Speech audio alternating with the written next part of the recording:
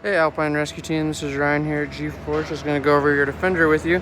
We got it hooked up. As you can see, you're saying that the battery is dying and you want to unhook your floodlights. So we just started doing a little testing here. You can see right now we have your key in the off position. All the lights, you can see all the lights are off. We're with the amp draw here. We got 0 amp draw with everything on. So basically there's nothing that's going to be drawing on that battery to kill it when you're just parked like this, key off, no lights on, anything like that, because your floodlights and your red and blues are all hooked to switch power, so they can't be on unless you turn the key on.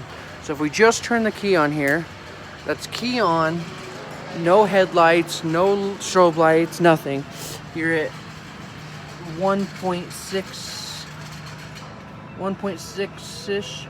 So that's not bad for draw because I'm just leaving a key on.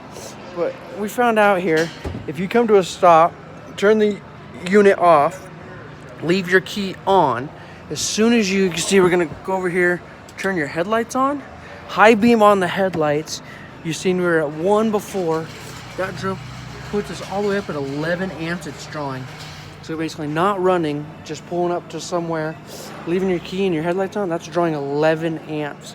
So that would kill your battery pretty quick if you sat there for a period of time with just your headlights on. So go ahead and if you turn your headlights off, like I said, we go back to only 1. Go ahead and turn your, let's see, we'll turn your red and blues on. That's only gonna draw 3. So that's not much either. I mean, sitting there for a little bit of time drawing 3 amps with just your red and blues on with no unit running, that won't kill your battery. And then you can drop it up to having your strobes on. So this is going to turn your strobes and your red and blues on, and that's only going to be 4. So again, it's not going to kill your battery if you sit there for a half hour or so with just these lights on.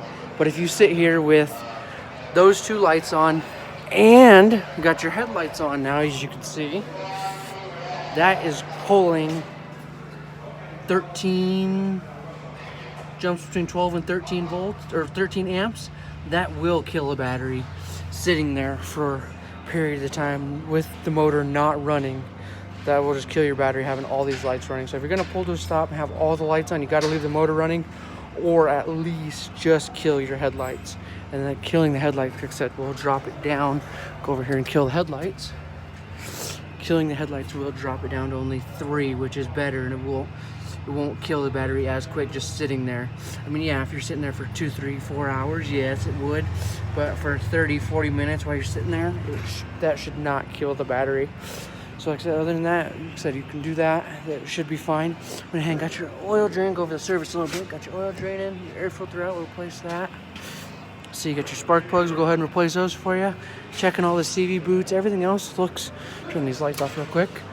Everything else looks good. CV boots look good. Tires look good. Everything else is checking out good. So like I said, we'll go ahead and get your service finished up here.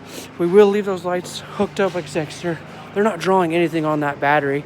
I also did notice too here that your tender isn't hooked up to anything. You can see here, here's your battery tender right here. Negative was just laying here. You got your positive one over to your starter solenoid there. As you can see, it's this wire. Put that flashlight down. This wire right here that goes into your starter solenoid. So that's gonna help that's really not gonna charge your battery either. You need to have it directly to the battery in order to charge the battery. So that could be why too, if you're leaving these things plugged in when you're not using them and it's not charging your battery, that could be an issue too. Like I said, it's not plugged directly to your battery. So I'll go ahead and plug your charge cable, your tender lead onto the battery so it actually charges the battery. Finish up the service for you and get you going down there. Thanks, have a good day.